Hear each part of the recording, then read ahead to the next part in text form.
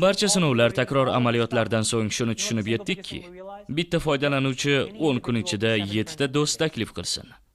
Bor gap shu. Facebook endi ishga tushganida jamoat rivojlantirishga mas'ul edi.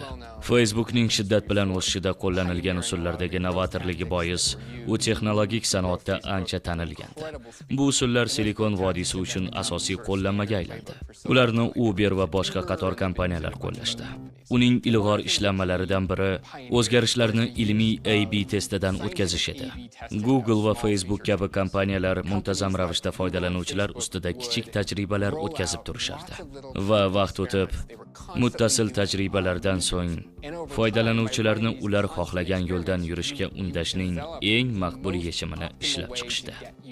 Bu manipulyatsiya. O'zimni tajriba quyoniday his qilyapman. Hammamiz tajriba quyonimiz. Va ularning tajribalari saratonga qarshi dori topishga qaratilmagan. Ular bizga yordam berayotgani yo'q, to'g'rimi? Biz shunchaki zombimiz.